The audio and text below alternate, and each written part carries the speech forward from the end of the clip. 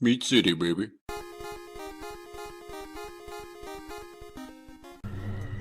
Hello and welcome back to Meat City Gaming. JD here with another video in my Banner Saga 2 hard difficulty playthrough. And in this video, we are covering what I consider to be the boss battle, the final boss for the Banner Saga 2. It's not the end of the game by any stretch, but as far as a culminating battle against a big difficult enemy, this is pretty much it.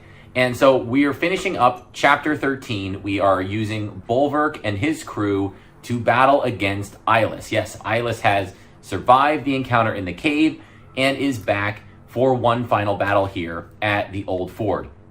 And we're going to cover this battle in 3 phases. And in doing so, we're going to try and secure ourselves a couple of achievements.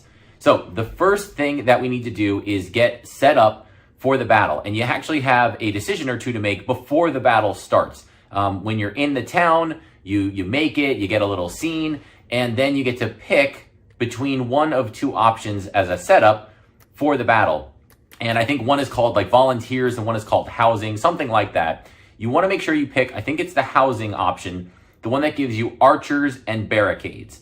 And the archers are completely useless. They're not going to help you at all in the battle, but they do 2 things, which we'll discuss when we get to the battle itself. And the more important thing is the barricades, which again are important and helpful, and we'll discuss as we get into the battle itself. So I recommend taking the barricade and archers option. So then we go into the battle and we find out that Nichols has been taken over by Eyeless. And that's actually really, really good news. In the first battle against Eyeless down in the caves, whenever you took out the first enemy, Eyeless would show up and it would kind of be an unpredictable slog from there.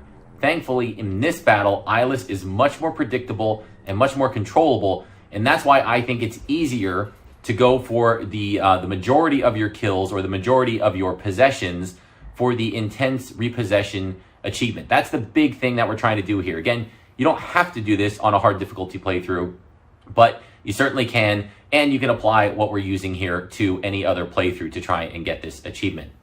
So, set up first. What we're going to do is you need to select your team. And of course, Bolverk is probably going to be a part of that crew because his damage output is so important.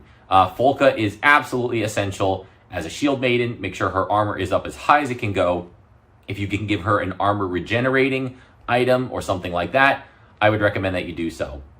The rest of the team, it's up to you. I do like to use Zephyr because she can heal armor, and that is really important.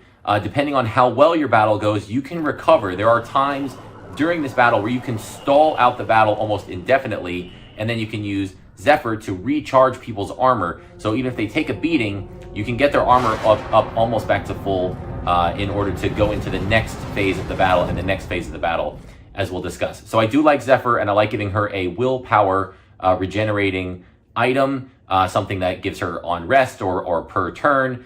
She needs willpower and almost nothing else. I do like to use Ollie.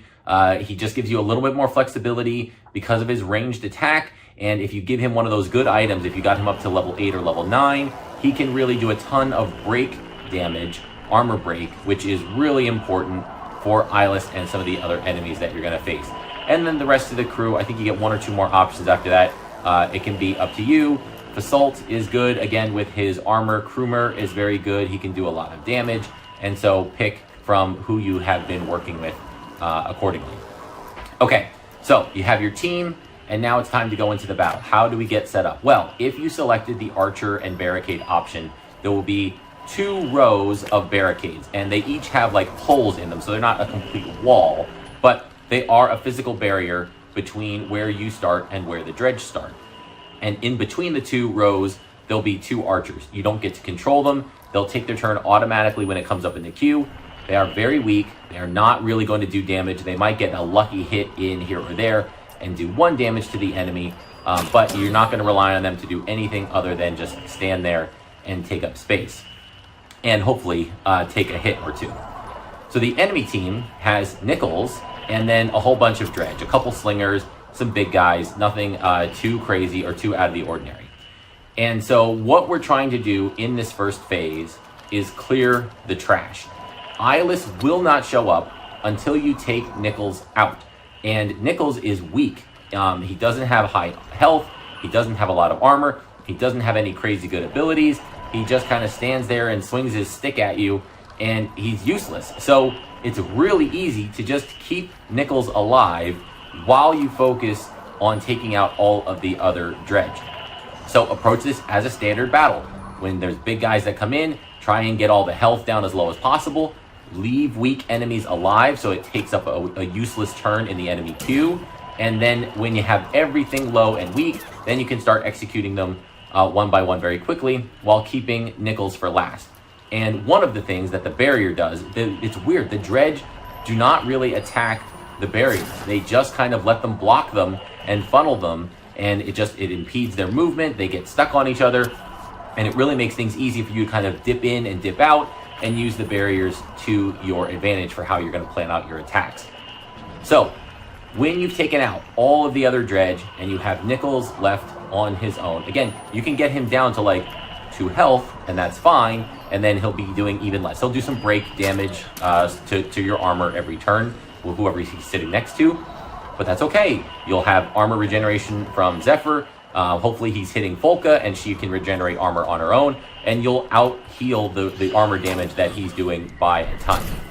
Okay, so we've cleared all the trash. We have just Nichols left. When you take Nichols out, this is the other thing that's really important. Eyeless spawns in at a predictable location and has a predictable first turn.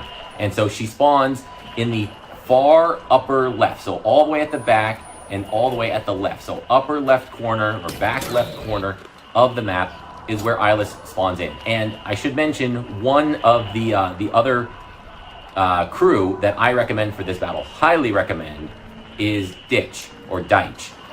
He can cloak, and so if you see where Eyeless spawns in on my battle, before I'm getting ready, I've got all the enemies taken out, I'm getting my cooldown phase, we're switching from phase 1 into phase 2, which is where we actually engage with Eyeless. I want Dredge to be cloaked, and he's up in that front left corner in a spot where I know Eyeless will take her first turn. When she shows up, she'll walk forward towards your team, and she'll bump into him, and that will end her turn.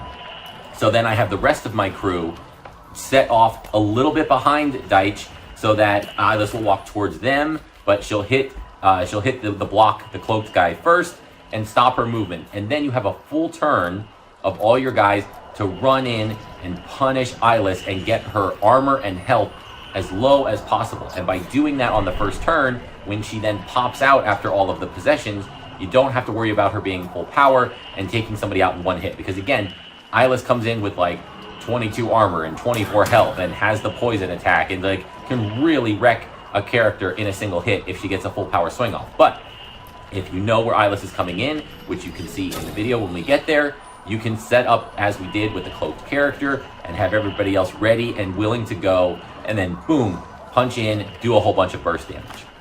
Okay, so we're all set up. We've got our cloaked character set up. We've got our support characters all ready to go and do as much damage as possible. Bang, we take out Nichols. Eyeless comes in, walks forward, bumps in, and is frozen, and we get one free turn, do as much damage as possible. Now what Eyeless is going to do is similar to what we saw in the underground battle in the first time that we met Eyeless. She will possess a random fallen unit on the battlefield. And again, this is where those 2 archers come in handy, because they are fallen units. Eyeless can take possession of them, and they're pretty weak, and it's extra bodies. So in the first battle with Eyeless, your crew is weaker. The positioning of the Dredge puts you at more in a vulnerable state. It's hard to get into position to like hit Eyeless on her first turn. So she's gonna have like a good, powerful first turn. It's tougher to control Eyeless in that first battle and rack up those possession witnesses for the achievement. Here, it's much, much easier. So Eyeless will take her first turn, move, bump, and stop. You can do a whole bunch of damage, weaken her health total. She'll possess a unit, and then we just go back into the loop, okay? So she possesses 1 unit. You're still going to be in pillage mode because it's 1 on 6, and that thing will do 1 damage. You know, it'll break some armor, whatever it is. Control the flow of the battle. Let Folka hopefully take that hit, or whoever else, as long as you've got characters that have regenerated their armor, which you should have done while you had Nichols as the lone character alive, whatever gets revived isn't going to be able to hurt you. So take your time, regenerate armor, and when you're ready again, position your units. Try to keep them from being all stacked up in case there's a poison hit. When they're all stacked up and they're all healed, take out the possessed unit, and Eyeless will pop out and have another turn. You can, I believe, set this up with Bolverk doing his Cull the Weak, where he'll finish the enemy and then he'll get a bonus turn. So again, if Eyeless isn't weak enough from your first engagement, you Cull, you'll take out the enemy, Eyeless will pop up, and then hopefully Bolverk can get to Eyeless to do more damage and again prevent her first turn from being a big hit. But there is still some risk there, right? The first time Eyeless pops out, she may do a big hit on somebody, and if she hits Zephyr, for instance, she could take Zephyr out in one hit, which may put the run in jeopardy. So a little bit of, just hoping things work out. You can use the barricades to your advantage, right? Eyeless is big. It's a 2x2 square, so she can't get inside the 2 rows of barriers, so you could hide your weaker characters in there, and they'll be protected from her. There's lots of things that you can do to improve your odds of surviving that. And then it's just a loop. Eyeless will pop out of the body after you kill it. She'll take 1 turn on her own. She'll walk and attack if she can, and then she will repossess another body on her next turn. And that's pretty easy. That's it. That's all you got to worry about. And boom, 10 total possessions across the 2 battles, and you get the intensive possession or repossession achievement. Except for the fact that Eyeless needs willpower to repossess a body, or to possess a body. And she burns through her willpower any chance you get. I think both when she's in her regular form and when she's possessing a body, anything she does to use willpower is counting against her total. So when she possesses a body, if she does an armor break and uses 2 extra willpower or 3 extra willpower to do more armor break, yeah, that's running down her total. And very quickly, as you'll see in my video, you can end up in the place where Eyeless has 0 willpower left. And if you're at 7 or 8 possessions, you might be thinking, what am I supposed to do? Eyeless can't possess any bodies, ran out of willpower, I'm stuck. But thankfully, there is a mechanic in the game where Eyeless will rest and regenerate a willpower. It's a little finicky, but if you, again, this is where the barriers come into really big help. So when Eyeless is at this low state, you need to get her attacking your strong defensive character. Hopefully it's Volca, because she can resist the poison and she has regenerating armor and all that. So you want to get everybody else away from Eyeless. So she's only near one character, so you know who she's going to try to attack and to approach. And then you need to make sure that you're out of attack range of Eyeless. If Eyeless can reach and attack the character that's closest to her, she'll do that instead of resting and getting her willpower back. Now, again, that attack isn't going to hurt anything. It's not going to do anything to Volca because you're regenerating armor faster than Eyeless can break it. But you're not going to get the rest and the willpower which you need to fuel the further possessions. So you need to set this up so that either Volca can dive through the little gap in the barricades, and then Eyeless won't be able to reach on her next turn, so she'll rest instead. Or you can use Zephyr's Breeze ability to give Volca unlimited movement. But all in all, Volca should be able to move farther than Eyeless if you, especially if you give her willpower and you expend willpower to make your movements even farther. You should be able to outrun Eyeless just by a little bit, which then Eyeless will rest, and then after the rest on her next turn, will possess, and then you can again continue the cycle. Take the unit out, Eyeless pops out, get Eyeless to rest again, Eyeless will possess, and then you can go until you get your full 10 and you see the achievement pop. So that is the end of phase 2. Once the achievement pops, you're ready to take out Eyeless. However, there is a third phase to this battle, and I think it's optional, but I don't recommend avoiding it. So in this third phase, what happens is if you take Eyeless out completely, you destroy the last of her health, she dies, there's an optional next part to the battle where Eyeless is down and the Dredge are flooding in, and they're like, oh, we can go and finish Eyeless off if we take out the body, or we can get out of here and retreat.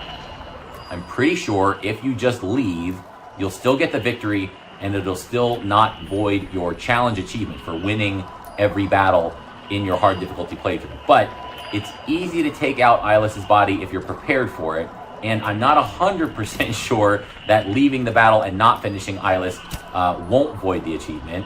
And there's an achievement tied to staying and killing off Eyeless completely. I think it's called Sundr Slayer. It's not related to, it's not required to do it in your hard difficulty playthrough, so you can do it in any playthrough. But while you're here, get the extra renown, why not do it? So now we're gonna switch into phase 3. Before you take Eyeless out, you need to have your team prepped and ready to go for the transition to the next phase. There's no break, there's no redeployment. You just roll right into that next phase if you decide to stay. So Eyeless's body, regardless of where you take her out, always spawns in the same place, and it's all the way in the back and it's right in the middle. So like Eyeless spawned in all the way in the back and to the left. When you kill her, this last phase of the battle, she's all the way back and in the middle. So know your turn order. When you decide to engage in this battle, enemy reinforcements are going to come in. They're strong, they're stone singers, there's a lot of big hitters that come into the battle, and they get the first turn. So think about, protecting Bolverk or whoever. You don't want them to get immediately annihilated on that first hit and miss out on one of your big swings to take out Eyeless's body. Other than that, as long as you're positioned properly, you're going to be okay. So again, if you're using Dredge, have him cloaked, have him ready to go with his maximum hit potential, have his willpower charged up. He can run in cloaked, stand right next to Eyeless's body, and do 9 or 10 health damage in one swing, right? And that's almost half of her body's health, so you're almost there already. If Bolverk gets a double swing off, the dead body has no armor, so it's straight health damage, just like you're hitting a snowbank or a fence or something else. There's no armor, no damage mitigation. You just do full health damage. The other thing you can do is you can run Ollie in. If he's back far and you want to protect him and keep him safe, have Zephyr cast Breeze, and then Ollie can run all the way in, and you can even try his multi-hit, right? Bang, bang, bang. He uses his frenzy attack or whatever it's called, and you're going to take out Eyeless, right? 2 of those hits, maybe 3, is all you're going to need to take out the body. So just make sure you don't take Eyeless out with your full crew all the way up by the barricades, right? Because then you have to walk, and the Dredge will get to block and get in the way, and you won't be able to attack. You want each of your characters within striking distance of Eyeless's body. So take note of where that position is. Make sure your crew is ready to go for when you hit that final blow on Eyeless. You're already set, and whoever's turn it is can just go, strike the body. The Dredge will get a turn. They'll probably do some damage to somebody. Your next guy goes, strikes the body, and at most, you'll need one more hit after that. You'll take out Eyeless's body, and you'll have a complete victory in the battle, and you'll have gotten all of the achievements related to it. Sundr Slayer, Intensive Repossession, and then we'll be ready to go into the final chapter and a half of the Banner Saga 2. But that concludes your interaction with Bolverk and his crew for the Banner Saga 2. So there's a lot going on here. It's a difficult battle, but once you understand the mechanics, once you know what's coming, if you take the surprise element out of it, you really can prepare for this battle more than most others in the game, and then use your knowledge of that, what's going to happen, and then the mechanics of the game to set yourself up for success. So hopefully you enjoyed the video. Hopefully you found that helpful. Thank you for joining me, and I'll see you next time.